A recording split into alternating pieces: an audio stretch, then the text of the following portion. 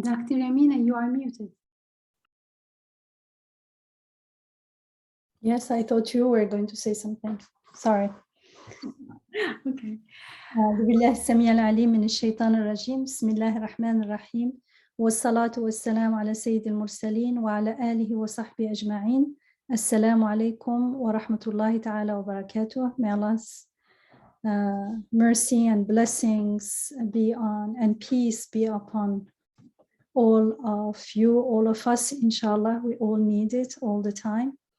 Actually, that's all we rely on his peace and his blessings, whether we're aware of it or not. And so last week we started the 18th word, which is reflections actually on this passage from the Quran. It's an ayah from the Quran that says, think not that those who exult in what they have thus contrived, in what they have done, and who love to be praised for what they have not done, let them not think that they will escape suffering, for grievous suffering does await them. So this is, we started reading this 18th word, which is reflection on this ayah, but in a way that applies and is relevant to all of us, each one of us, all the time, whatever at whatever stage we are in our journey in this world. We are all journeying, whether we are aware of it or not, but inshallah, I'm referring to a conscious, mindful journeying towards fulfilling our goals, which is only possible to the extent that we find who we are, what our purpose in life is, the true meaning of life, and how our life and its purpose as related to our sustainer, our provider, our maker here and now, and therefore always.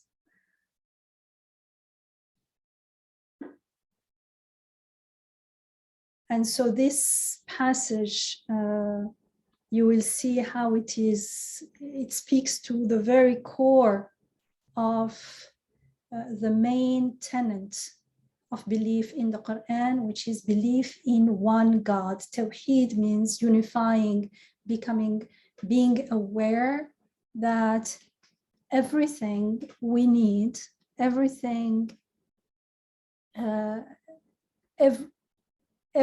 that is good, everything that we need has only one source, and therefore only one, that sustainer, that provider, that the one who gives life to us and to everything.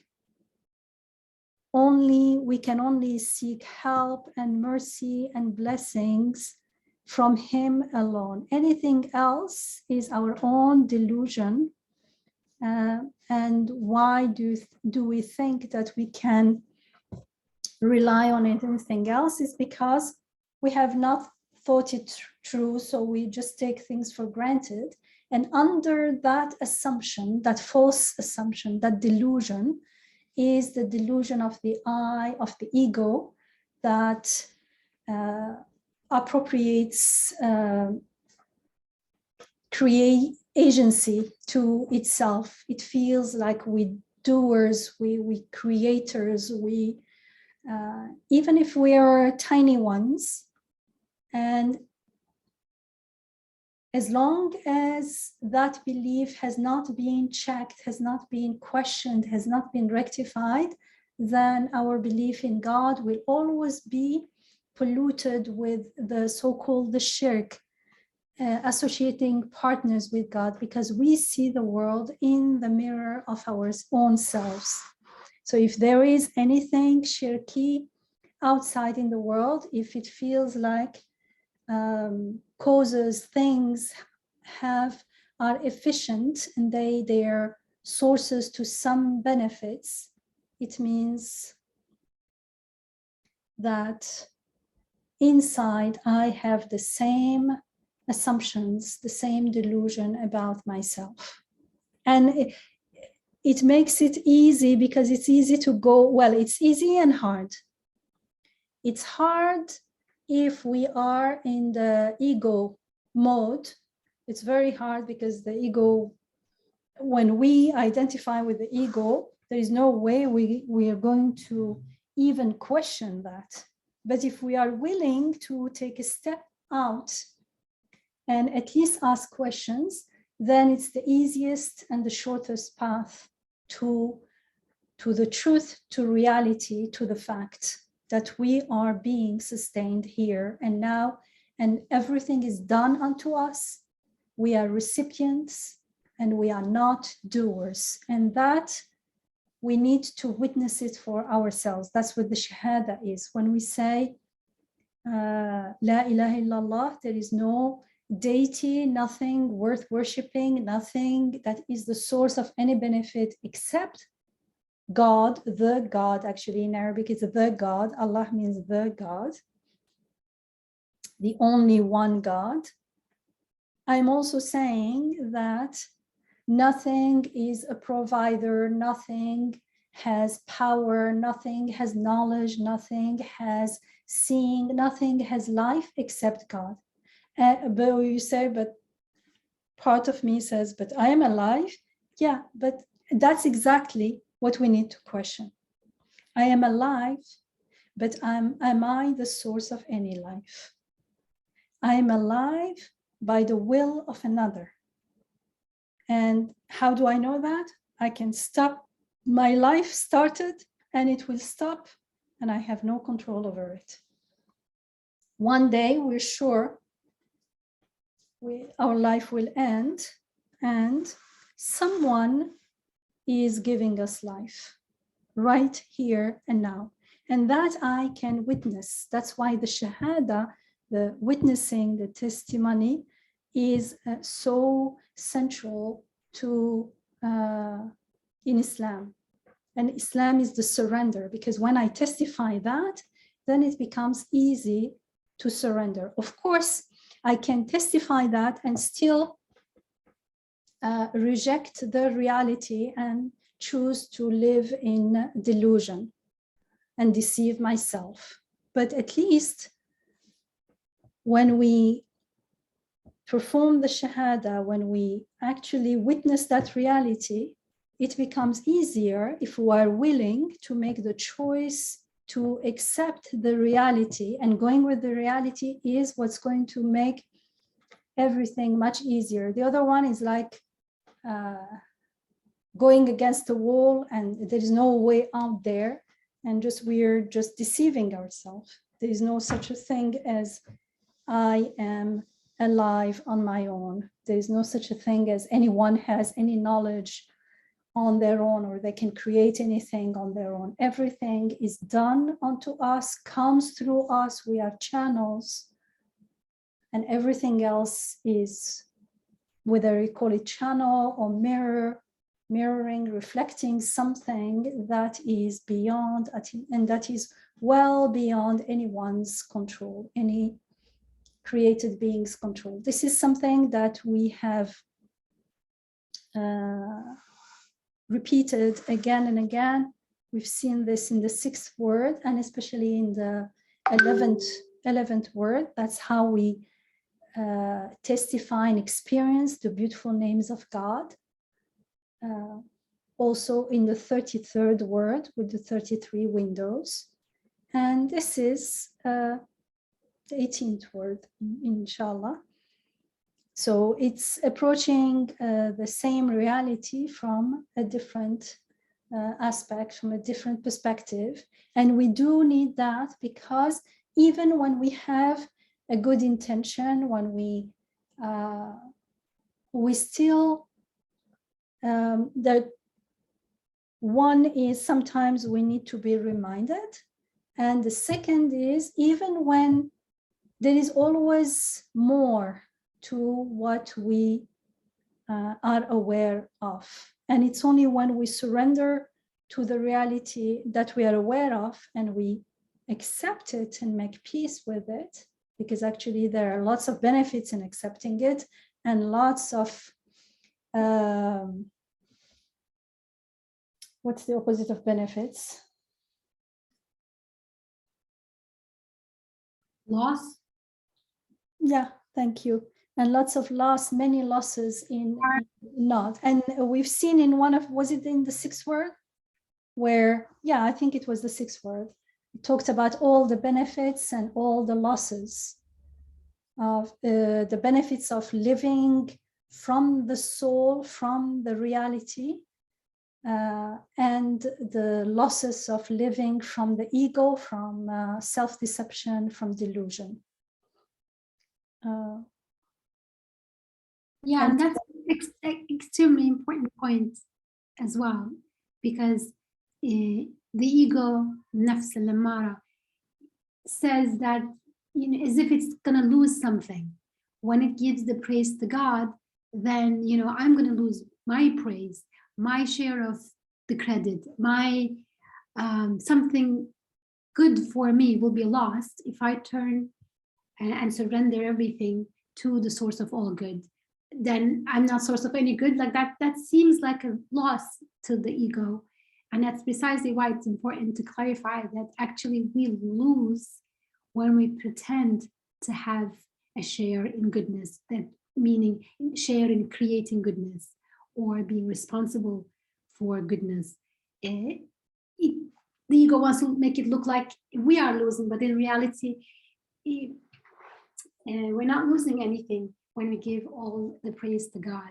We're actually gaining something immense, because now we don't have to carry the burden of pretending to be a creator or to pretend to be the source of goodness. We celebrate the real source of the goodness and we rely on that source instead of pretending that we have our own resources. We don't have them, and to pretend them, to have control or really, yeah, control is a good word. To pretend that we have control over goodness or what is given to us, it's actually, that illusion is very harmful. And I'm glad you mentioned it, Dr. Yamina, because it's something that we need to hear. There is one thing we gain, if we ever gain, is whatever the most we can gain, let's say, is at the best we gain something, but it's like a bubble. It doesn't last, because when we live from the ego, we are not in touch with the aspect of everything that looks to infinite, to meaning, to purpose, and to infinity, and to the eternal beautiful names of God, to what sustains, the source that sustains everything. So we're stuck in transience, in everything is ephemeral, everything is passing, and however much even if we get all what we want, at the end of the day, it's like a bubble. Pop, it doesn't last. It's like it bursts very, very easily. This connects very well with our previous lesson on gratitude. There was a lot of comparisons like that there. One of them was that, you know, if you enjoy a blessing, let's say you eat an apple, it gave the example, with gratitude to the one, recognizing that this is coming from the compassionate one and it's a compliment to you, you earn all those meanings and you have that connection to this eternal gifter, giver.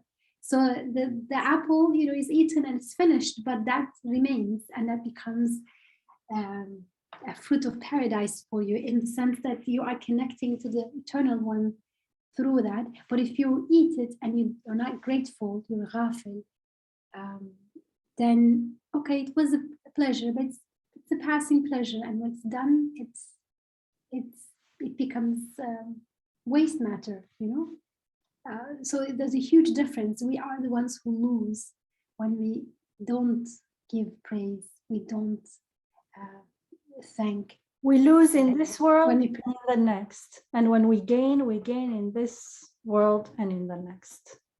So it's not like sometimes people think, yeah, but like you can gain the world and then even if it were so, it's not a worth bargain, because the world, what we call this worldly life, is passing, transient, whether it's 100 years or 1,000 years. If it has an end, then it is nothing. Anything, you take an equation, a parenthesis, and then you say multiply by 0. Whatever you put inside those parentheses, 100 years, 200 years, $1 billion, wealth, fame, whatever you put there, at the end, it is passing. It ends with death, and not only death at the end when one day we leave this world, but everything is passing. Every day has a mini death. So that's the multiply by 0 equals 0 at the end. If we but pause and really reflect on the meaning of something, there's no meaning in something that has no result, no purpose, no meaning, no true end, no lastingness. So even when we think that there is something in this world, actually there isn't. It's only distracting ourselves. It's a delusion, it's an illusion. And of course, if we live in an illusion, then there is no true akhirah, no true hereafter. There will be nothing to be found there, in the sense that there will be something, but we won't be, we have not prepared to see it, as we are told in the Quran. There will be resurrected blind. Blind here is metaphorical, not only their eyes, their hearts, everything, as we are told, their hearts are blind. Whatever is blind here will be blind there. So even if the reality is everything is eternal, for that person, it is not. It is as though, and it's worse because you know that it is, and I missed it. So that's, can you imagine how awful that is? If it weren't, then it would be okay. It's not there anymore anyway. But if we do the work, which is just to be aware and acknowledge the reality, because once we acknowledge it, everything will be made easy onto us, then everything is meaningful in this world. Even sickness, even the unwanted things are meaningful. Everything is meaningful. Everything is light. Everything has purpose. Everything looks to eternity. And therefore, it's goodness in this world and goodness in the next world, as we are told in the Quran. رَبَّنَا آتِنَا فِي الدُّنْيَا حَسَنَةً وَفِي الْآخِرَةِ حَسَنَةً. Let's go back to the text then. We did read the text and we did reflect on part of it. Inshallah, we can finish tonight and see if we carry on. Maybe we can carry on with the 18th word, because it is a very meaningful passage. So we're told a chastening slap for my evil commanding soul. Here, soul, we said, means really self. So it's not the soul, the ruh, the spirit, but it's more the ego or the self that is still stuck at the ego level, let's say. Oh, my foolish again self, charmed at glory, enamored of fame, addicted to praise. All these things we find in every human being. So it's not like, I don't understand this. Who is this? Well, some of us may be totally obsessed with fame, but we still can relate, we can understand. Why? Because we have it at different degrees. But even a kid a small child likes praise, and otherwise, how would we know how to praise when praise is due? How would we know how to praise God, for instance? We have the sense, but if we misuse it, and this we also read it before, that sense is given to us as a unit of measurement, we read, and instead of using it to measure and give praise to God, we use it on ourselves, for instance. So it's not about, so everyone knows about these things because we have been created with that sense. It's like every one of us has a sense of learning language. Everyone has the potential to learn any language. If you put a child anywhere in the world, they will pick the language very quickly. But it doesn't, even if we don't speak them, we know. I mean, it's in the fitra. If you take a cat, the cat won't learn the language, however long it's there. So we know that there is a part in us, even if it's not obsessed with it, or if it has not pursued that path, but we can understand because we have the potential. Charmed at glory, enamored of fame, addicted to praise, and without equal in egotism. It means we have a tendency and inclination towards like being self-absorbed and wanting to attribute everything to ourselves. And that sense, it's in the 24th word, is given to us to worship God. But we use it on ourselves and it becomes egotism. And egotism is something that we don't like it because it's false pride, because what we claim is totally false. We're faking it, we're pretending. But when we give it to the true source, when we give it to God, then it makes sense. We don't feel it's off, anything is off there. If it is just, it means if it is fair, a fair claim that the source of the fig and its thousands of fruits. So the fig, if you have ever seen a fig, the seed of a fig is very, very tiny, like a tip of a needle. It's very tiny, even tinier than the seed of the grapes. And the grapes, if you've seen the vine, it's usually, even an old vine is not that thick. It's not like a tree. It's not as thick as a tree.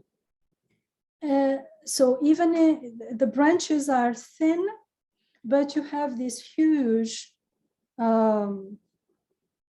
bunches of grapes. So that's why he's using this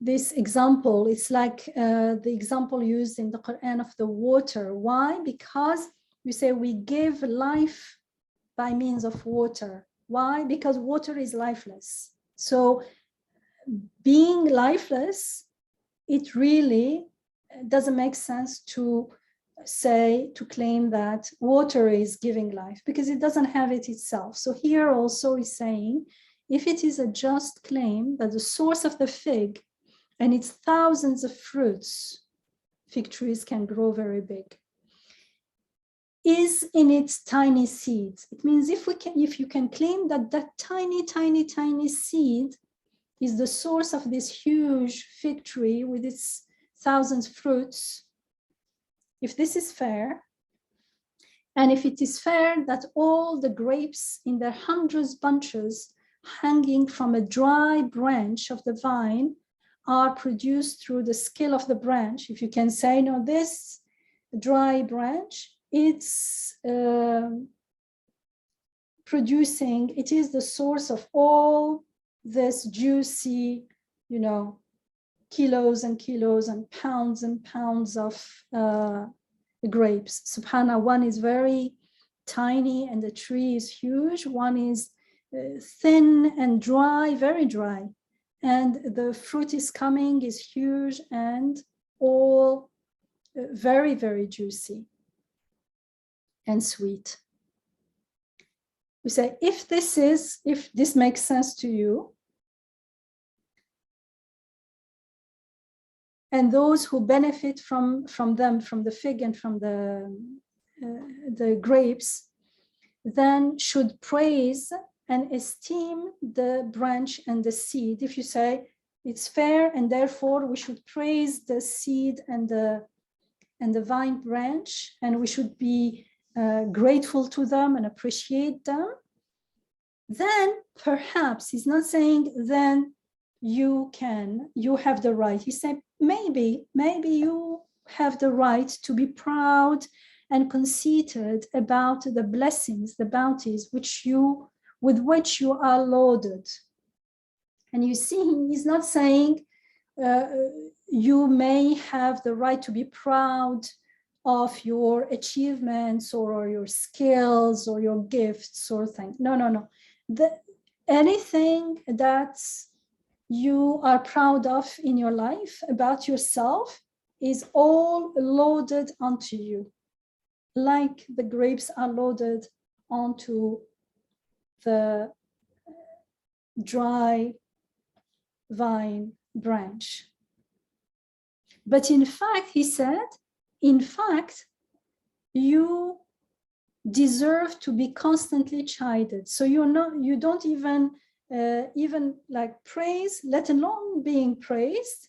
You don't deserve to be praised, but actually you also deserve to be constantly chided. Why? Because you are not like the seed and the branch. Since the seed and the branch, they have no will, they don't block anything, they show the blessings as they are, they don't claim. The seeds in its being tiny, having no life, having nothing, actually, if we are careful, we will understand that it's speaking and saying, this huge tree has nothing to do with me. It's not my doing. However, he's saying, because you are not like the seed and the branch, since you have the faculty of will, you reduce the value of those bounties through your pride, through your conceit, you destroy them, through your ingratitude, you nullify them, through claiming them as your own, you lay hand on them unlawfully. Actually, all this destroying their value and everything comes through taking them, misappropriating them, appropriating them, stealing them, claiming them as our own. Something that is sacred, something that is coming from the divine and talking, bringing meanings and messages from the eternal world, and bringing messages that are very sacred, very important, very meaningful. I say there is nothing here. On top of that, I claim it as my own. I change the signature and I say it's mine. So a very, very simple, because it cannot be compared, would be like $1 million work of art that's well known. If it's auctioned, everyone will come, all the connoisseurs will come and want to have it. And I find it and I say, this is Yamina's. Because I don't even understand that it's already signed. Because everything in the creation is already signed. It has already the stamp of the creator of everything, but we still claim it as our own. That's why I'm saying you reduce the value of these blessings through your pride, through your conceit, you destroy them, through your ingratitude, because even when we like what we have, And I may even think I'm grateful, but I cannot be truly grateful to God if inside, deep down, I think it's my achievement. If I had not done this and that, of course, it wouldn't be here. So alhamdulillah, Allah gave it, helped me. But like I'm the doer and Allah helped me. Astaghfirullah. So I missed the whole meaning and the whole value of what happened. Through that conceit, we destroy them. And through our ingratitude, you nullify them. Through claiming them as your own, you lay the hands on them unlawfully. Your duty is not to glory in your deeds, but to offer thanks. So when we say Alhamdulillah, this is what we read on when we read on thanks and gratitude. What is fit for you is not fame, but humility. Your right is not praise, it is repentance and seeking forgiveness. So it's istighfar. Istighfar, remember, is to seek forgiveness, not only because we lied or we stole something or we harmed someone. Istighfar, seeking forgiveness, is when we find, actually, if we, as we are told in the Quran, to practice istighfar, seeking forgiveness all the time, when we are always looking inside, we will find those inclinations before they take, they become strong enough that we take action on them. Before we take action, or as soon as we take action, we start, in the beginning it will be after we take action, and afterwards while we're taking action, afterwards before we take action, afterwards well before, because before we take action, it's an inclination, then it's that feeling, we give it, the more we focus on it, we give it attention, it grows, it becomes a thought, a feeling, and then words, and then action. But before that, when we catch it at the beginning, when we see that inclination within us, and we make istighfar, we ask for forgiveness, it means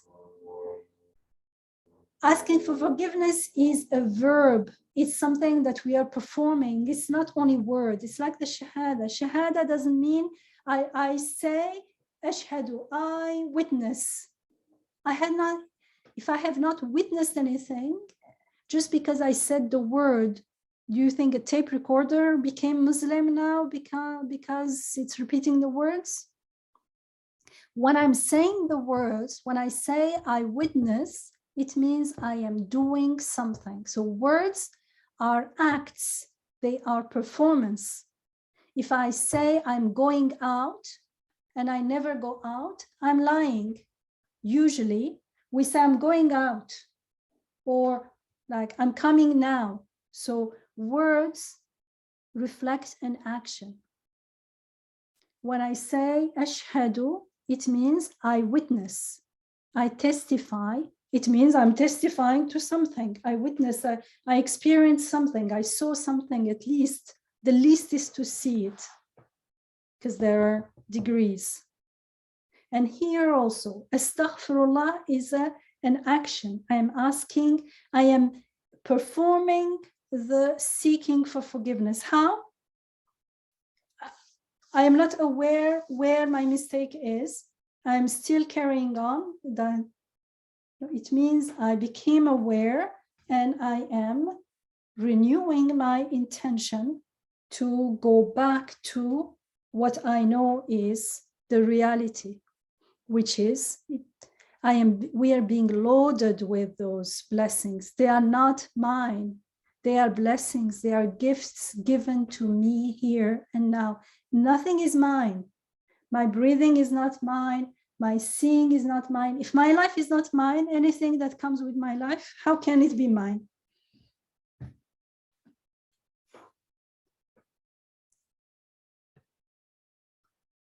So he's saying, so your right is not praise, not praising yourself, but to repent and seek forgiveness.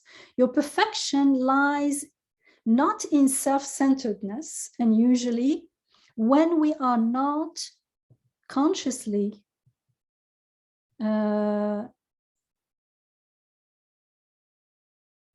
conscious of being the recipient of the blessing of existence, of life, and everything that comes with it, right here and now, everything is being channeled to me, through me, done unto me.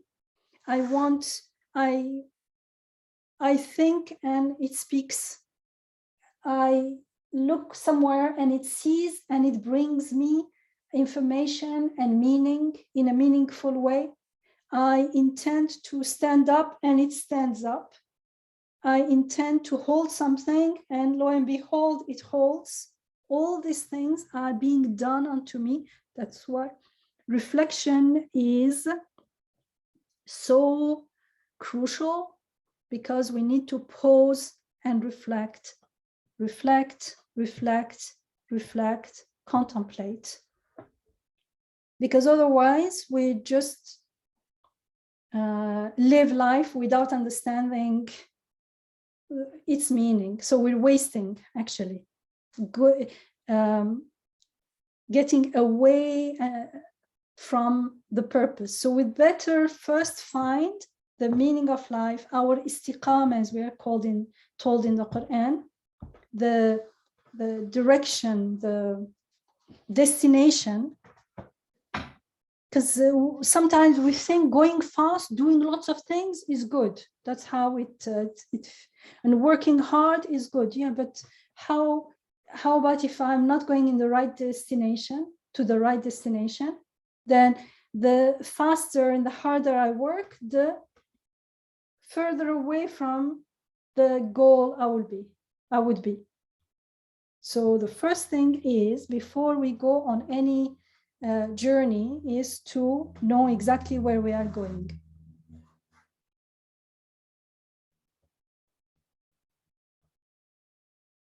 And then that's the only way, when we are not doing this consciously, when we are not following the life map that is the Quran, the teachings of the Quran, then we are stuck in our little bubble of self-delusion, and that's self-centeredness. But it's all in my own, it's all delusion. So your perfection lies in recognizing God, in recognizing the source of everything, in recognizing my sustainer here and now, because everything I owe to him, and I exist only through him. So I cannot make sense of my existence, of my life, of who I am, without including him. If I do, then it will be something that will have no lastingness. So that's why we don't go there. Without God, we don't want to go there, because we'll be faced with the reality of meaninglessness and purposelessness and transience, no lastingness. That's we fear, and that's why we run away from that reality. Yes, you in my body, you, that part of us, that ego in me, resembles nature in the world. You know, people say naturally it happened like this. Nature does this. Where did they get this nature from? If in my world I do things, then of course some in the world outside, nature will do things. And you say, what is nature? Like, nature is the trees and the flowers, but nature is also what is doing it. Now they don't even say nature. The new world is the universe. There's a new word, but for the same thing. So it is the equivalent inside the ego, outside the reflection the projection, self-projection in the outer world becomes nature does it. Both of you were created to receive good and be the things to which evil is referred. That is to say, you are not the agent and the source, but you are the recipient. You are passive. When it comes to creation, we are passive. When it comes to destruction, then we can be very active. You have only an effect, and that is being the cause of evil, because you did not accept. So what is evil? Not accepting good. Stopping the good. We are created with an inclination to help. When I don't help, I may cause someone harm. Or when someone harms, or either with words or with physically or whatever, that harm is also not accepting the good. There is a part of us that is normally much stronger, but if we focus only on the ego grows stronger than the heart and the soul. The heart and the soul are like stifled. They are like they can't breathe. We don't give them an opportunity to grow, at least. You have only an effect, and that is being the cause of evil, because you did not don't accept being the recipient of good. And you should have done, even if you accept it, you accept it as mine. For instance, someone was given wealth, and if I receive it as mine, no one is going to, I'm not going to help others, share with others. Not only that, now I want to be either wealthier, or I don't want to lose my wealth just in case so I have to exploit even more people. You say people are wealthy. I'm not talking about small wealthy. I'm talking about mega wealthy. They have wealth that are like one family, one person has a wealth of many countries, yet still trying to exploit more and more. What is this greed coming from?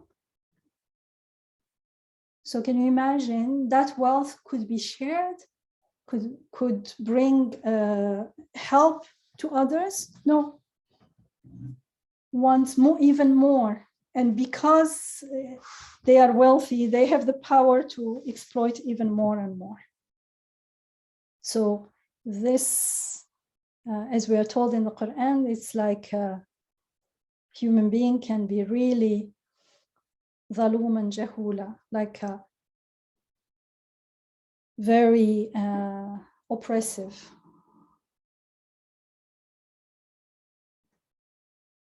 If you look around in the world, most of the oppression is man-made. And you see those who have power are doing it, but lots of people who don't have power, if they had, they would go into the same path. How do we know? Because they are in the same path just at the very beginning. It's all ego-centered. Otherwise, the few wouldn't have power over the many. If they have power over the many, it's either because we share beliefs, meaning, how do I share beliefs? I may not have aspiration to be powerful myself, but if I fear the powerful, instead of fearing only the creator, then the powerful will have true power over me. I mean, the powerful, they don't have power over people, but people give them power. They have power to do some things.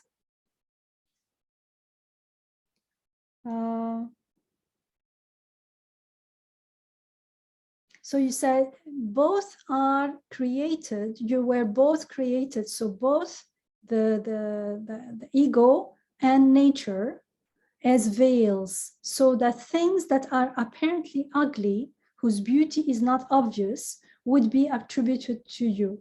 And this part we didn't discuss last week. And you would be the means of the most holy divine essence. Holy here must be al-Quddus, which in Arabic, Quddus means also clean, without any deficiency. Dr. Yamina, it says Zat Mukaddese. Okay.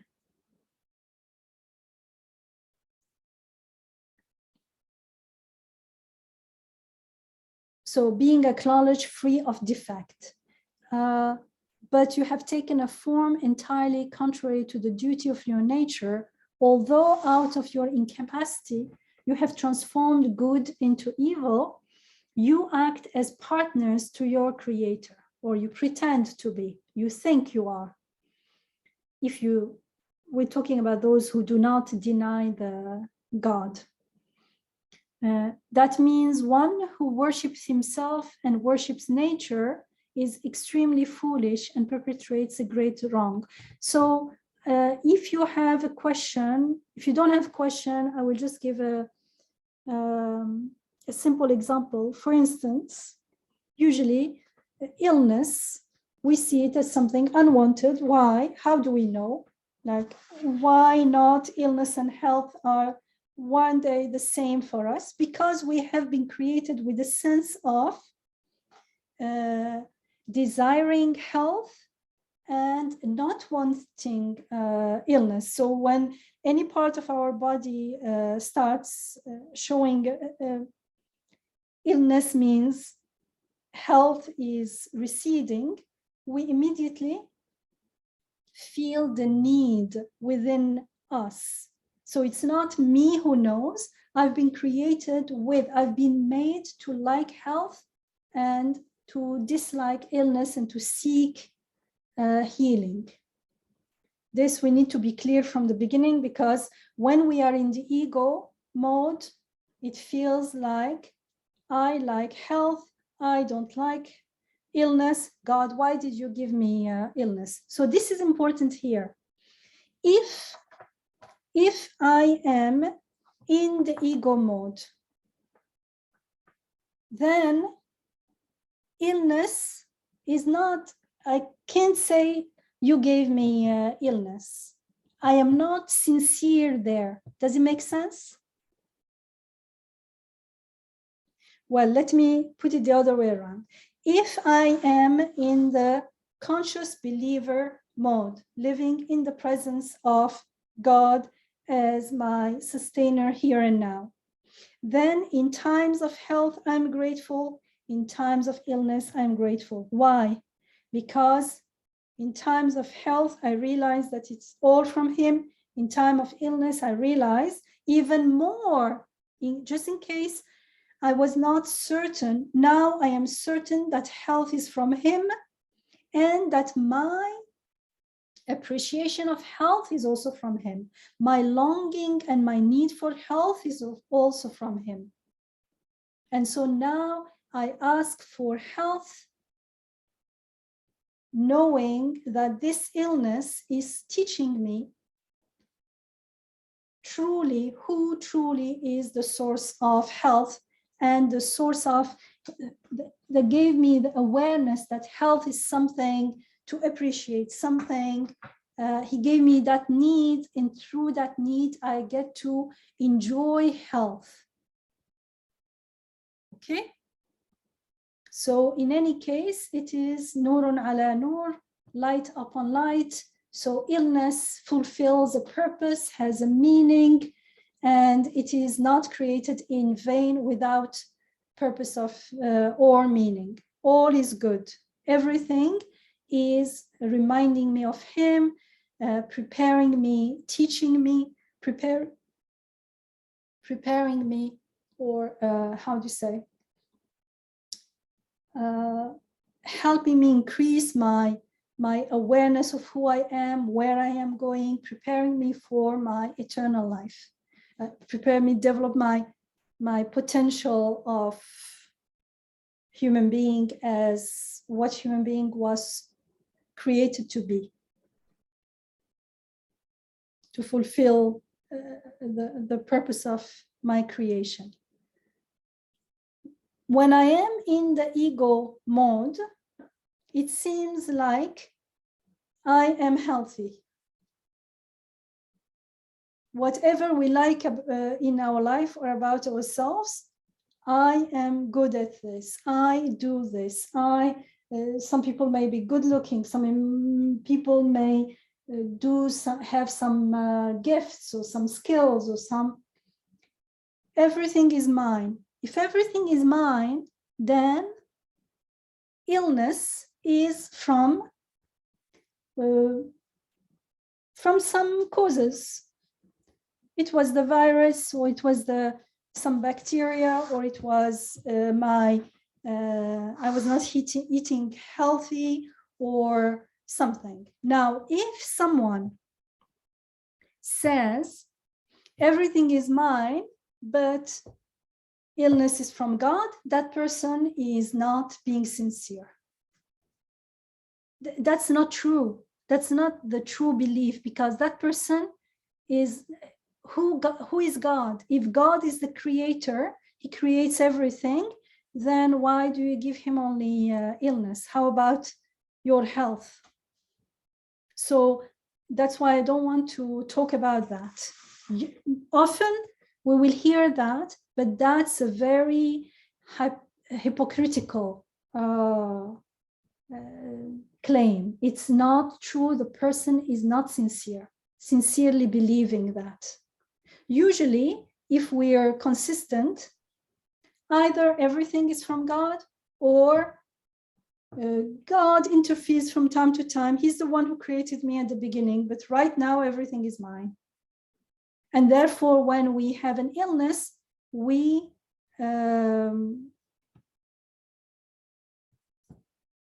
when we are in that state, then we also see it as from this and from that.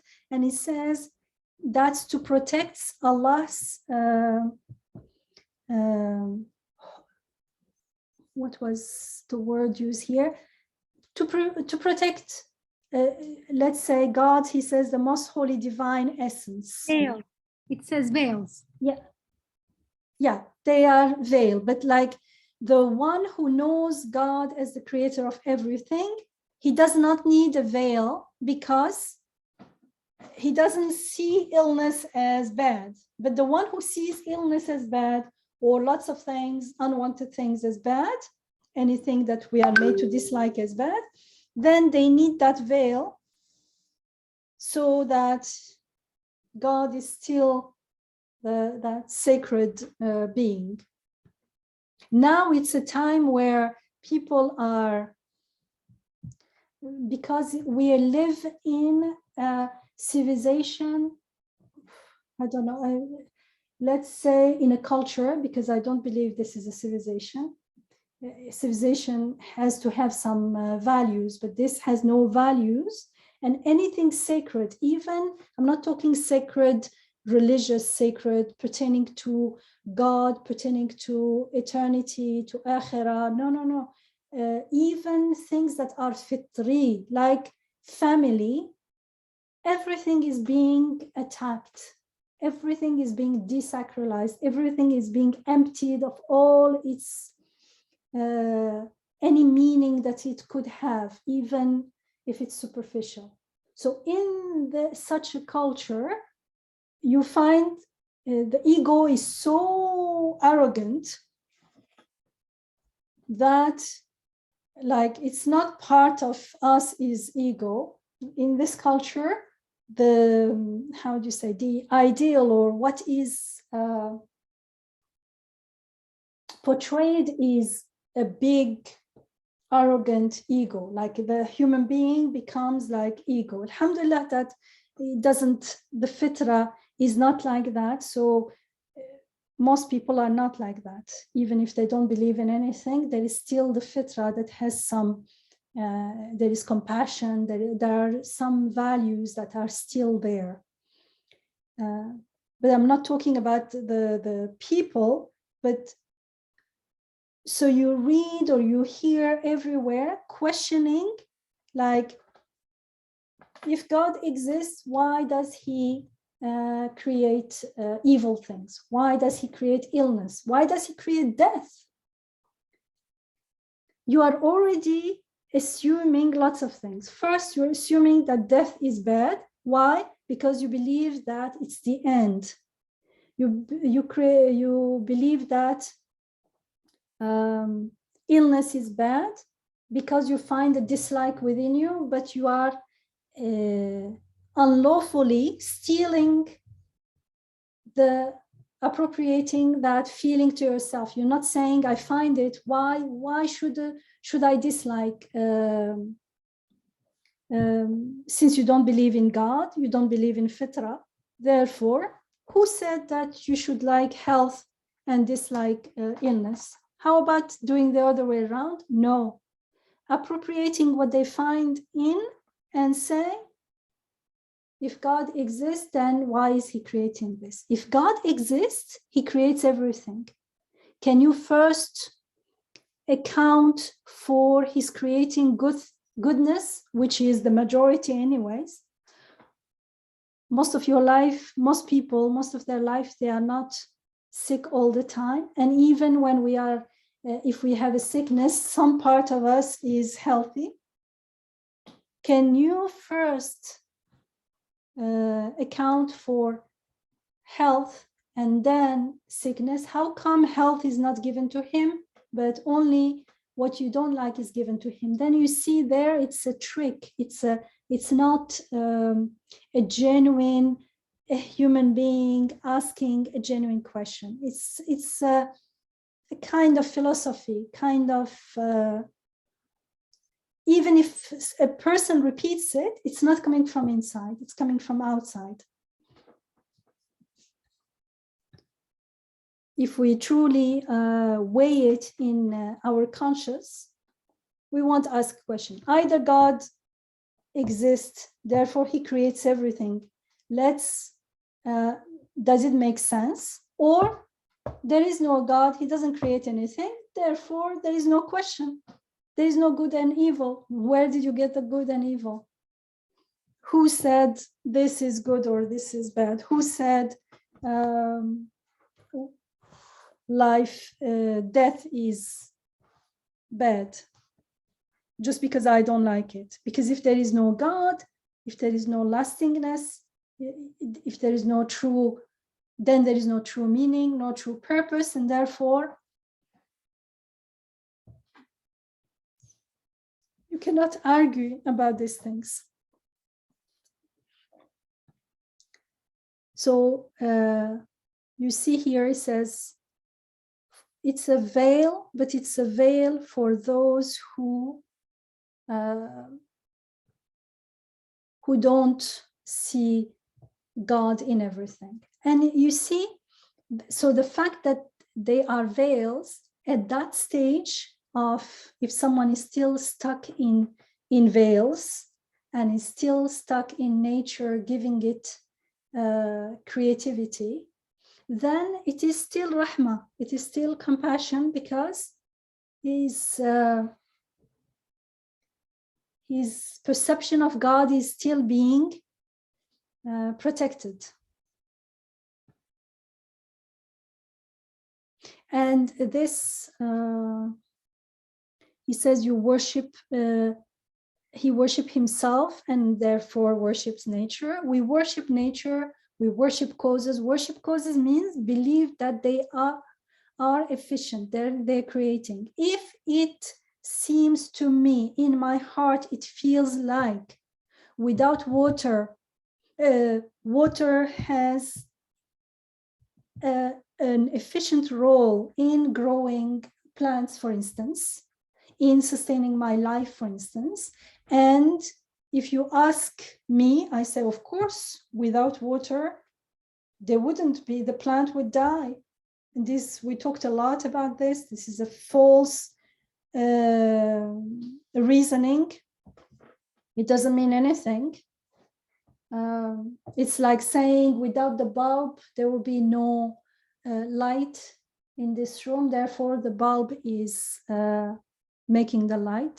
The bulb has no idea of what's going on. There is a whole system within the house, outside the house, and someone made that bulb at the end. Neither the bulb nor the switch know what's going on. So if someone says without the switch, there will be no light, or without the bulb, there will be no light, you can understand the level of reasoning. But this is the level of reasoning that we learn at school in the science class. And this is, where did it come?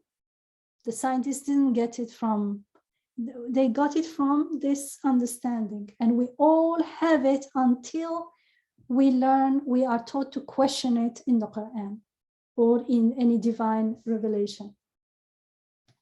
And so it feels in our heart, deep down, we still believe that water somehow has something to do with giving life, with sustaining life, maintaining life. And this can be applied to anything else in our life, including ourselves. Actually, it comes from ourselves, and we're applying it to everything else, projecting it onto everything else. That's worshiping. That's worshiping nature. That's saying that they create, some benefits are coming from them. They are the source of something. So, and we do that to the extent that we worship ourselves, claiming some ownership of whatever is coming through us. So in the Quran, in Surah 25, Surah Al-Furqan, Ayah 43 and 44, we are told, have you considered the kind of person who takes his own desires as his deity, as his God? Could you be held responsible for him? Or do you think that most of those people who take their own desires as their own God, they worship their own selves? Do you think that most of them hear and use their reason? No, they are just like cattle. No, they are even less conscious of the right path. They are further away from the path. And in Surah 45, Ayah 23 and 24, we are told, have you considered the kind of person who makes his own desires his God, and whom God has thereupon let go astray, knowing that his mind is closed to all guidance, whose hearing, so this person, the kind of person who worship their own desires, their hearings and heart are sealed, and upon whose side God has placed a veil. Who then would guide him after God? Will you not take heed? And yet they say, these people, this is only our life. So this is actually the root cause, or one of the main symptoms. It could be also, let's say, symptom. How do we know? To the extent that we are focused on this worldly life, and it distracts us from even pausing and questioning, where are we going? Is it the right thing right life we are living? If we can't even, we don't have time, we have so many things to do. This is actually, we will be saying, we don't have to say it with words. There is only, and yet they say, there is only our life in this world. We die, we live, and nothing but time destroys us. If it feels this way, most people will never say this in words, but this is how it feels. We live, we die, and why we die? Time. Of course, when you get old, you die. That's it, finished. They have no knowledge whatever. They only follow guesswork.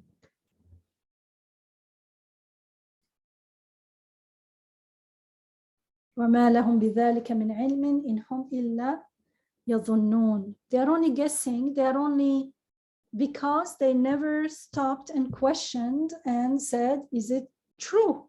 Is this the case? So this is only our life. It feels like this life in this world is our focus. All our attention is there. Of course, no wonder we're so distracted and we can't find the time, the energy, we don't have the attention to give to anything to do with akhirah. And of course, again, so it's not, there is no misunderstanding, something that we again and again emphasize. It is not this world, then slash akhirah comes afterwards. What we are told in the Quran is here and now, in this world, in this present moment, in this present interaction with the water, with your family, with your whatever you are doing, whatever you are seeing. Either you do it as a conscious abd, a worshipper of God, being aware that everything is being done unto me right here and now, and everything becomes ibadah, whatever I do, and everything bears fruits in this world and in the next, in akhirah, in the hereafter. Or I am only in this world, and then I hope that maybe after I die, there will be akhirah and Allah will give me something. There is no such a teaching in the Quran. وَهُمْ بِالْآخِرَةِ, the God conscious, المتقين, وَهُمْ بِالْآخِرَةِ هُمْ يُوقِنُونَ, at the beginning of Surah Al-Baqarah. They are totally, they are certain, they have no doubt about the hereafter, here in this world. If we live, if when I am breathing right now, my breathing, I watch it and observe it and witness that I am being sustained, someone is breathing life into me, I witness that there is no giver of life except him, then my breathing becomes a means for me to recognize God, to experience his eternal name of giving of life. Whenever I see anyone or any being breathing, I will confirm that yes, now I'm projecting Tawheed on everything else. I'm projecting La ilaha illallah, there is no deity, no giver of life except God on everything else. Everything will remind me of him. Wherever I look, wherever you look, there is God's countenance, as we are told in the Quran. Wherever I look, instead of being distracted, it will be the opposite. It will be a reminder of God, a reminder that everything is from him. It will increase my appreciation, my gratitude to him, as we read in before this in the Risale on thanks. So it will increase my gratitude, that knowingness, that witnessing, that shahada, that conscious shahada is itself an act of worship. It is an act of living with tawheed, with ihsan, in the presence of God. And in that act, I will have no doubt that he is the giver of life to everywhere, every time, here and now and forever. So our iman bil akhirah, our belief or faith in the hereafter, will be certain because we are witnessing it here and now. And so it won't be, I'm living my life and my life and my prayer are not organically related. my prayer and the money is my money, but I'm giving a little bit, I'm giving the zakat normally, and I'm hoping that after I die, Allah will give me paradise. Of course, I'm character, because if someone can do that, it means there is something more there that is motivating. They are feeling something, even though they cannot articulate it. But in the Quran, we are taught to do more, like to be clear, to have that certainty. Otherwise, the gate will be open to shirk all the time.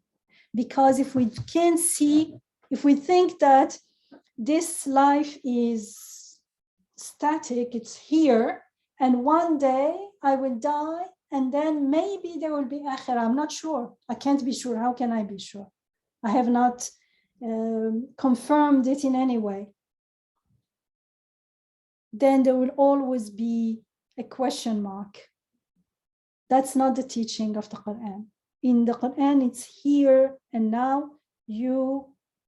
We are supposed to witness, to experience, to testify, to see, to taste. And then everything will remind us of him. But otherwise, everything will distract us from him, because our attention will be in the world, disconnected from its maker, as if it exists on its own.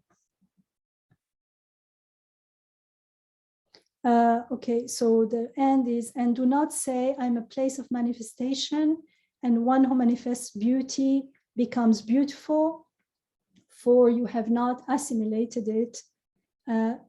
So you are not a place of manifestation, but a place of passage. Like the ego is still trying to say, okay, it's all from God, but if it's coming to me, still, like, I am the place where all these good things are being reflected, being manifested. He's saying, no, it's only coming through you. So there is nothing for you to appropriate for yourself. So we can only appreciate and praise the true owner. But here there is, you can, if you pause and reflect about it, everyone will find within ourselves that part that still says, I know it's all from God, but like, still, isn't there anything that's from me? For instance, we say someone else stopped it, for instance, but I didn't stop it. Yeah, but like when we stop, we are making a mistake. But when we don't, we are not creating something good. It's like saying I could have closed my eyes and my eyes won't see. So still it's something, how do you say? Since I didn't close my eyes, since my eyes open and it's seeing, isn't there anything that I can claim for myself? No, the eye is created to see here and now. Dr. Yamina, here it also says that the one who manifests beauty becomes beautiful. And it does feel like that even when we acknowledge that beauty is not from me, but beauty is on me. So I am alive, for instance. I am beautiful. There is something in it, right? And what it says is you haven't assimilated it. It hasn't become part of you. I thought of, in some jewelry stores, they have dark background, very dark background, and then the jewelry, let's imagine it shiny.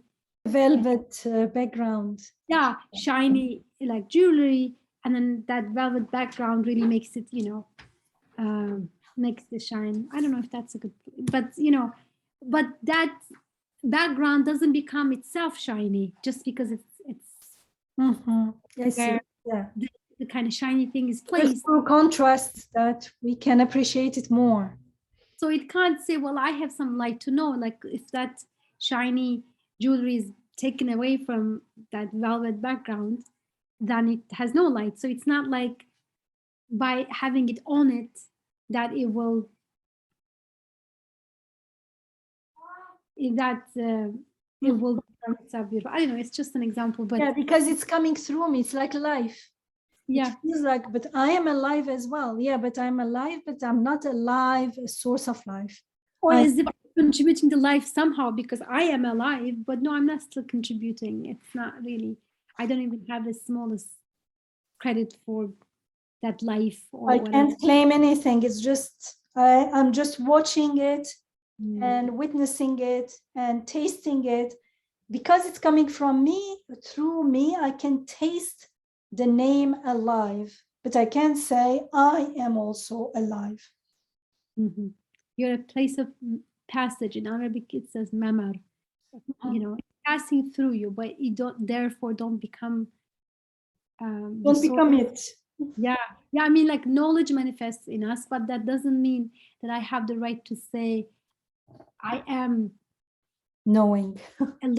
a little knower. You know, like okay, God is all knower, but I am on my own, like independently. No, I'm knower only through Him, and there is no other. Even what He makes known to us, we can forget it anytime. Sometimes you forget, and sometimes you get idea. I always take notes because I know that something that came to my mind in the morning, in the evening, sometimes I say, what was that? And I can't remember. So now I just take notes, and my taking notes is a reminder that they are not mine. Once you mentioned someone you knew forgot to walk, and the doctor said there's nothing wrong with her. Yeah, she had Alzheimer, but like some days she would walk, some days she could not. It just like sometimes she would remember her family, some days she would forget them. But I had heard about forgetting who a person is, but I never knew that someone can forget how to walk. Yeah, that really struck me. Was like, people have difficulty walking, they're too old to, or not healthy anymore to walk, but a person is completely capable of walking, but just can't walk because they forgot, like a baby. Subhanallah. It really shows that even when knowledge and wisdom stay with us or is given to us constantly, doesn't mean that somehow it became stuck to us and it becomes our. We have to have it. No, it's a place of passage. It doesn't become part of us. Now the last bit is also very kind of powerful because this can be said as well. Go ahead. It says, and do not say among people I was chosen. These fruits, these fine works are shown through me. That means I have some merit. No, hasha, God forbid. Rather, they were given to you first because you were more bankrupt, needy, and sad than everyone else.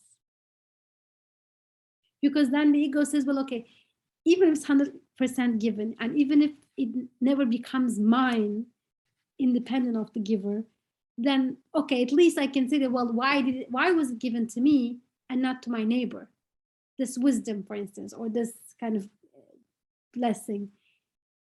Of all people, I was given this. So maybe there's something in me that these fruits, these fine works, these results, these successes, whatever we call them, is shown through me. So it means like I have some merit because why through me and not somebody else?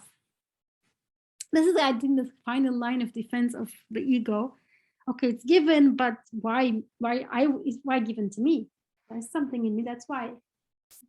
And it says, no, it was given to you because you were most needy, most, bankrupt, or, in need of it. It's the only thing we can claim, the need. If you feel the need more, then you will ask more, you will get more. But at the end of the day, you can only claim need. And the ego doesn't like to, for the soul, for the ruh, it's okay. But the ego doesn't want to claim need. Ego doesn't want to say Ownership. it doesn't want to say I got to be served first because I was starving. Yeah, they looked and they said, like, this one looks more hungry. Let's give him first. Don't say I was given first because I'm more dignified, higher, more important, whatever, you know. And yet this really kind of finishes it off. So coming back to the verse that we started with, think not that those who exult in what they have thus contrived and who love praise for what they have not done, don't think they will escape suffering. Grievous suffering does await them. How is this verse more clearer or more confirmable, witnessable now after this discussion? I wanted to just maybe put it on the table as a question to anyone.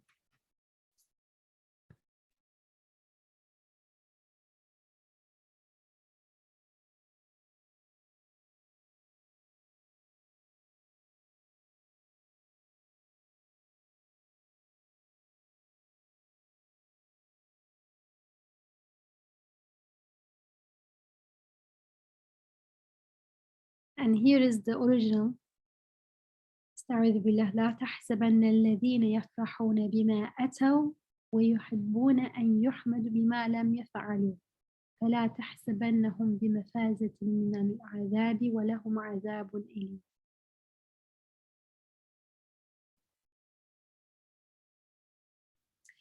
Dr. Yamina, this أتوا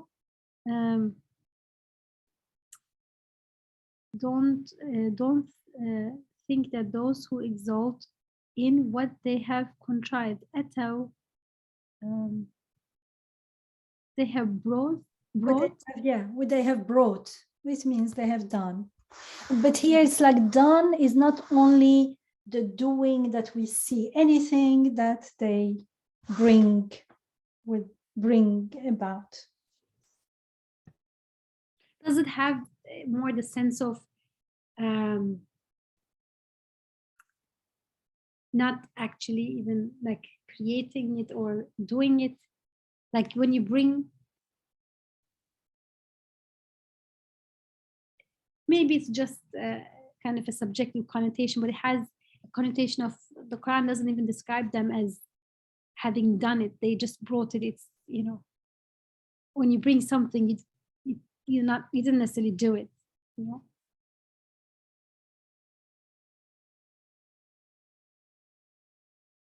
And yet you're said contrived, because contrived is used in a negative way often. Mm-hmm. And you're doing something, but it's not nice. But eta, does it have? Not necessarily. Negative? No. I thought of it, for instance, the way the Quran uses kasb. Mm-hmm. It doesn't even use, you know, I mean, it does use fa'al. There is fa'al. Yeah, but, you know, there's something about... more encompassing than fa'ala, because it wouldn't be only things that actions that usually we perceive as actions. How about those actions and what are only the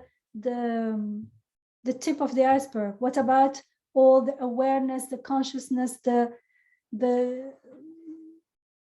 thoughts and the false beliefs that are behind them, underneath them? All that would be included, I'm assuming, because of Atal.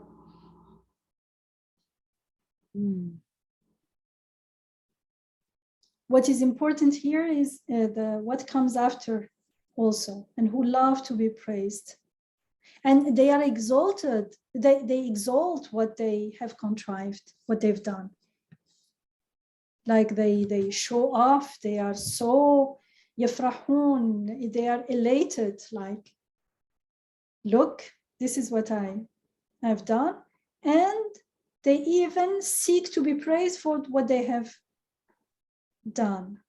But here, the seeking to be praised for what they have done, what they have not done, usually, normally, it would be understood like who is this who he hasn't done something and he wants to be praised for it?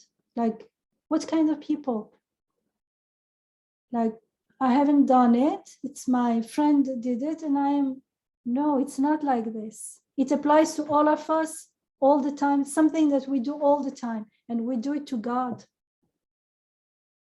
Yeah, so our understanding of the verse really expands with this discussion, because without that, if I just read it personally, superficially, then I feel like, okay, there are those people, or sometimes I could be like those people who are deceitful. They talk about things but like rarely, like, is it, and then it becomes very narrow, because yeah, I mean, sometimes people can lie about what they haven't done, but really it doesn't seem to be a concern in everyday life. In everyday life, I don't tend to say, if I didn't make that cake, I don't say I made that cake, even though I would like to be praised for that cake, but I wouldn't go so far as to say, if I didn't make it, I wouldn't say I made the cake.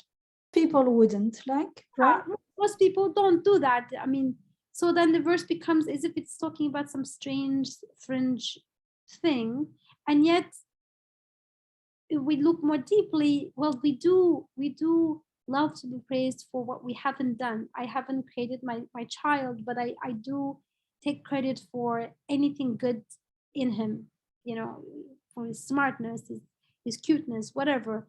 I haven't really created my hands or my muscle movements, but I want to take credit for the way I walk or the way I cook, or I don't have any control over my memory, but I do love to be praised for my memory, and so on. So there are all these implicit bragging, arrogant bragging that we do when we are not mindful of Tawheed, and the verse is now speaking to us as well, or at least, or perhaps even primarily to us in that sense. And it does announce suffering, and it does seem a bit kind of strong, like, wow, suffering, grievous suffering. And yet, as we started the class with, yes, there is suffering in not acknowledging that all this goodness, all this beauty, all this power is coming from the only source. And the loss starts here, because we talk about God, but our heart does not, as we are told in the Quran, those people, the believers, when they say the word God, their hearts are moved, because we are not in awe, because we think, okay, God, he creates, like, it's a little bit far. Sometimes if I'm in difficulty, if I have a crisis, if I'm sick or something, then there is a little bit of personal relationship with him. No, that's not true. I'm so limiting I'm stealing from his property. Everything is from him. My breathing, my seeing, my hearing, my understanding, my moving, my walking, my coming, my standing, my sitting, my sleeping, everything. And if it's true for me, it's everything for everyone around me, not only human beings, all living beings, all non-living beings, everything. It's like so much. That's why in the very beginning, at the end of the first word, Imam Nursi, rahimahullah, he says so much like the reason cannot handle it, cannot encompass all this. And he talks about it, how to reason so that we can confirm and witness, and the heart is totally witnessing, and this is something that was repeated again and again in the 33rd word from ahadiyya to wahidiyya. That's the way where reason and heart can work together. It's the heart is reasoning. But like, can you just imagine that we need to pause and give that space for the ruh, the spirit, the heart to stay with that awe, with that adama, with that, how do you say adama? Not grandeur, but like that awesomeness, that it's not something that we can understand in our mind. We need to feel it. We need to feel it with our heart and with our soul. We need to be present with it. And then we will recognize it in everything. Then it will become easy to remember him, because everything will start reminding us of him. We will see God's countenance in everything. We talk about God in a very irresponsible way. We don't know what we're talking about, but we think we know. And that we think we know can be an impediment to actually looking for guidance, looking for help, because we think, okay, we figure it out, leave it aside. I'll do this and this, but I have my important things to do, my life, my goals in life. What is this life without God? What is this life anyway? There is only now. Look, this morning is not here. Yesterday, last week, they're all gone. This also is something that is repeated in the Quran. And this also needs, it's not something we understand that it's transient, that things are passing. But in our heart, no. In our heart, we live as though we are not going to die. That's why we need to pause and stay with until we digest and we absorb the truthfulness, the reality of passingness, of transience, of ephemerality. So it will dawn upon us that this world is not what we make it to be. And so all that attention that we put there will start shrinking, and we will start looking, the heart will look for a more lasting destination, a more lasting point of focus of attention. And that's when we start looking for God's countenance in this world, anything that will connect us to God and to the eternal life after death, here and now, not after we die. After we die, it's too late, it's over.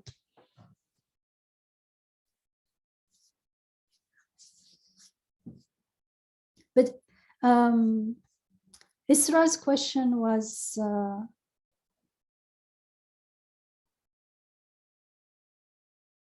not answered.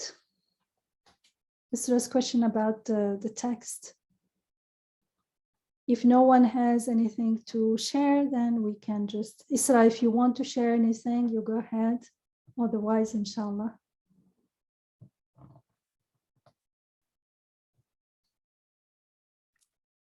Yeah, I mean, I have shared. Is there anyone who would like to share how the verse became more? Assalamu alaikum. Alaikum salam wa rahmatullah. I'm sorry, I always join late because I have another class before this one. So I may have missed the discussion, but I opened up the verse, Surah Imran, verse 188, the one that you're just discussing right now. And I'm a bit confused because I read that in context with the previous verse, 187, where the people knew about the Prophet, peace be upon him, and the scriptures and the truth, and they were hiding it. And that this verse is in context with that. But the next verses, 189 and 189 and 190, are the ones where Allah talks about his signs and how everything belongs to him and everything he's capable of and everything that you just discussed. The God alone, to God alone belongs the kingdom, the heavens and the earth, and God is the most capable of everything. Indeed, in the creation of the heavens and the earth and the alternation of the day and night, there are signs for people to reason. So I'm putting that 188 verse in context with 187, which is that those people who are hiding the scriptures will be punished, and that they were rejoicing in their misdeeds and they wanted to take credit for doing misdeeds. Astaghfirullah. But verses 189 and 190 were the ones that I relate to in terms of what you just spoke about. But then again, I came late, so I missed all the earlier discussion. I apologize. Inshallah, it will be uploaded in the recording. Yeah. On YouTube, inshallah. Yeah, I will listen to it again, but I do think that 187 is connected with 189, 188. And 189 and 190 are the verses that are...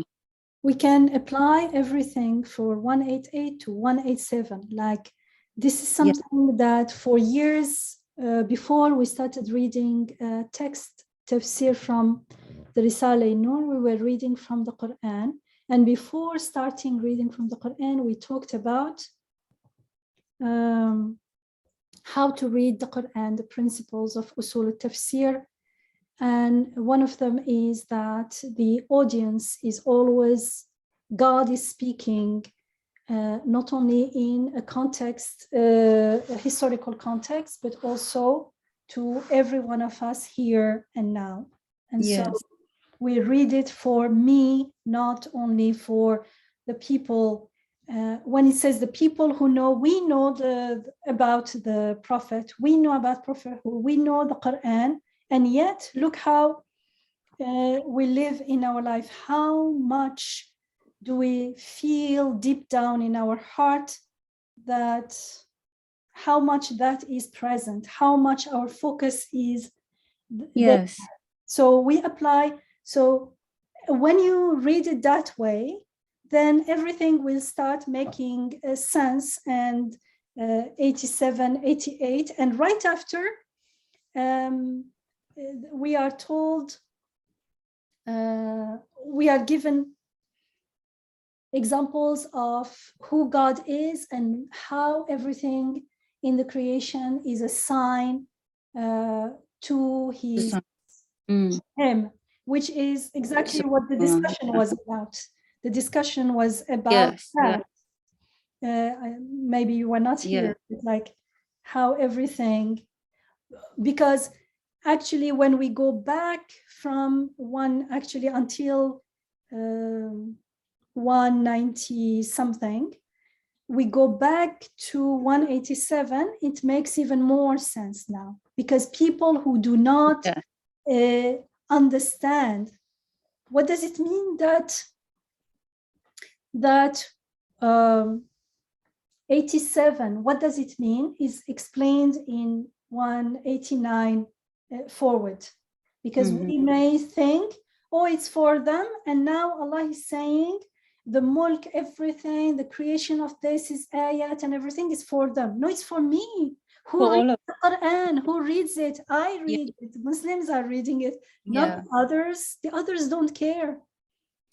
For me, and it's telling me that even most Muslims do not emphasize the fact that everything is an ayah.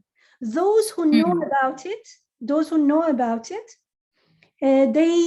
they don't dwell, they don't focus on what it means. Those who focus on what it means, how much do they actually live it in their life? You see that it becomes less and less and less. And this is true for every religion, not only in Islam. Because, and that's why in the Quran, again and again, we are told, most of you or most people believe in God only as mushrik, in a state of shirk. Astaghfirullah. This is repeated in the Quran. Why? Because it's so easy to be in a state of shirk. And in order to go out of there, it needs some intentional work. And that intentional work is here, starts from 89 downwards. If we do the work, we go back to 87 and 88, and it will make sense. Yes, it does. It does make sense. And it applies to all of us. Especially here, it applies to those of us who not only believe in God, also believe in the Prophet and this, and also do. All of I'm not talking about hypocrites who are not sincere. Let's not talk about them. We're talking about those of us who are sincere. And yet, I look at my life, how much, effort is put there and how much effort is put here. From there, every one of us can decide for themselves. Yes.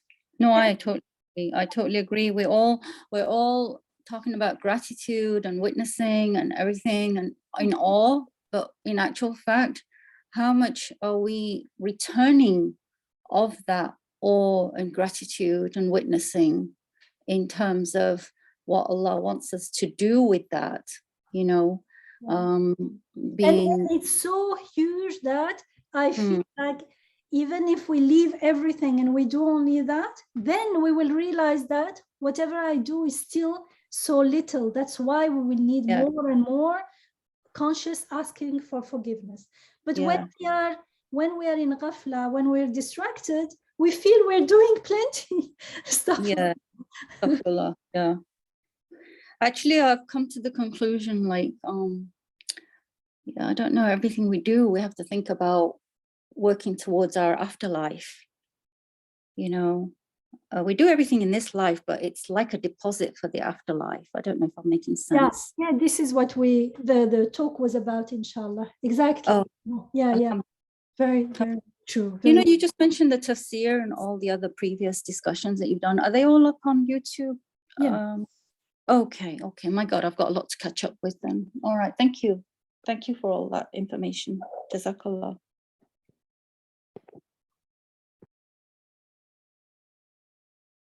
Alia? Assalamu alaikum, Yamina. Assalamu alaikum, everyone. Alaikum salam wa rahmatullah. So, as a thermometer to see if I appropriate things to myself, as I say I believe in God, an example that I was thinking about today was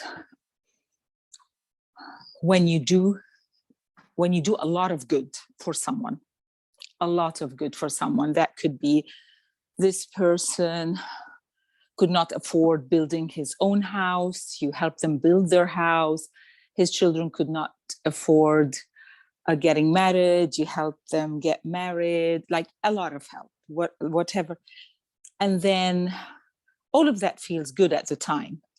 But then years later, when the same people that you helped turn back on you and harm you, the thermometer is...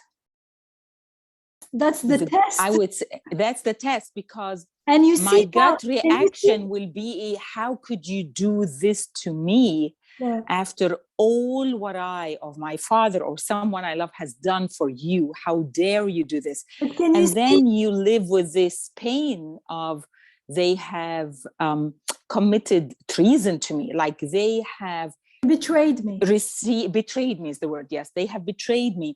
I have done all of this, and there they betray me, and the pain grows. The more I focus on this, the more that pain grows in my heart. So if you look at it from one point, I've been thinking I'm a believer. I've been doing a lot of good. I've been helping them as much as I can, their family, and now the test comes when they turn back against you, and that is when you realize that, like at the time, you don't think you appropriate it to yourself. But when they hurt you, then you realize that you are appropriating to yourself, because the hurt in your heart and the feeling of betrayal is because you appropriated it. And I have, isn't that a good, alhamdulillah, what they've done is not good. But as far as taqdeer, as far as creation is concerned, Allah made it into something good, a reminder, something to cleanse. yes, to cleanse what I thought it was me doing. And when you cleanse, you start praying for them instead of being angry, because you don't want them to, how do you say, mess up their lives and their akhirah. Yes. So then, before you were saying, like in an earlier discussion, like, you know, our reward is in the doing. Like when you're saying today, like when I'm giving, that should be my reward. Like realizing that I was chosen to give, and I should milk that feeling of, now I know Allah as the giver, now I know him as the helper, now I know him as the wadud who extends love. And that should be al-baqiyat al-salihat. That should be what stays with me. And if I could have concentrated more on how honored I am to witness myself being chosen to give, how honored I am to see the one who gives ease to this process, how honored I am to know God with these names, how, if I had put all of my energy there, so when it comes the time that they, you know, quote unquote, show betrayal, it will be alhamdulillah that I have experienced this closeness to my God in giving, and astaghfirullah for them to waste an opportunity that was given to them to show gratitude, or to be kind, to show kindness, or even to be neutral. So it would be, like you said, it would be, maybe then you can find, I can find in my heart, or people can find in their heart, a space to say, you know, they wasted this opportunity that was given, and let me not waste the opportunity to experience the name of Allah al-Afu, like the one who forgives. Because here is another opportunity with this betrayal, is an opportunity for me to experience another attribute of perfection. Yeah, and as I want to be forgiven, I will forgive everyone as well. Yeah, yeah. And who doesn't? Like I have someone in my life that is very sharp in picking up all of my defects. And when they pick them up, it bothers me so much, because I keep saying to myself, and sometimes loudly, could you not just like ignore it? Do you have always to bring it up to my attention? And you realize in saying that you want them to execute af. You want them to not bring up all of your shortcomings. And if you want them to do that, then what do we want from Allah subhanahu wa ta'ala? And if I want it from people and I want it from Allah, and now is an opportunity for me to practice it, then things will change. So I guess the thermometer and the test comes that way. And it makes me realize that, you know, I don't want to forgive people, but I want to be forgiven. You know, I think I'm doing good in the name of God, but when I don't receive what I'm expecting from them, then I'm in total anger and feel betrayed and cannot forgive. And if that says anything, then I believe it's from me. Like it's always from me. Can you see, like, that's the seeds of suffering, because the real suffering is in akhirah, but here we have, and so we start. This is an opportunity to ask for forgiveness and repent and go back, inshallah, and ask for forgiveness for ourselves and everyone around us, especially those who we think are betraying. At least they betrayed the amana, even if they didn't betray us. So may Yeah. Allah forgive all of us, inshallah. And Jazakallah khair for making it clearer. Sister Alia, I want to say that I received a poster today that speaks to what you just spoke about. Subhanallah. It says, your charity is not accepted until you believe I need the reward more than the beggar needs the money. Subhanallah. That's a quote from Uthman ibn Affan, radiallahu ta'ala anhu. Your charity is not accepted until you believe I need the reward more than the beggar needs the money. Subhanallah. So when we're helping people, it's like we need Allah's mercy more than the other person needs us for doing favors for them.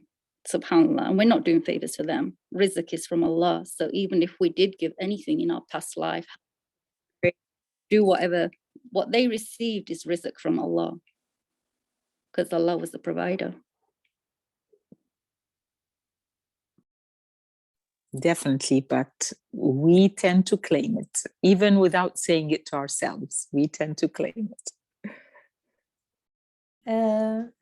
Often, lots of barakah in your own life is Allah sends blessings because of the charity you gave.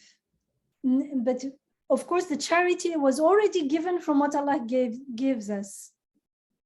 But on top of that, Allah also sends more blessings. And when we are unaware, we don't even see it. So these are all opportunities to wake up.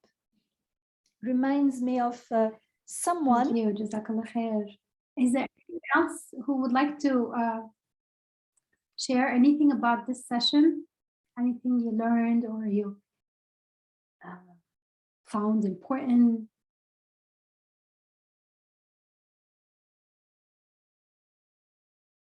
سبحانك لا علم لنا إلا ما علمتنا إنك أنت العليم الحكيم وآخر دعوانا الحمد لله رب العالمين اللهم أرنا الحق حقا وارزقنا اتباعه وارنا الباطل باطلا وارزقنا اجتنابه نستغفر الله نستغفر الله نستغفر الله العظيم الكريم الرحيم الذي لا إله إلا هو الحي القيوم ونتوب إليه سبحانه آمين والحمد لله رب العالمين والصلاة والسلام على سيد المرسلين وعلى آله وصحبه أجمعين.